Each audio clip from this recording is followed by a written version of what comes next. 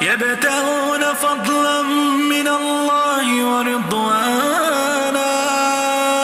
سيماهم في وجوههم من أثر السجود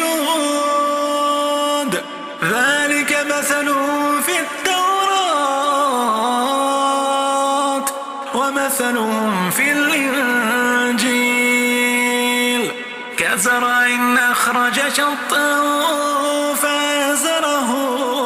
فاستغلظ فاستوى على سوقه يعجب الزراع ليغيظ بهم الكفار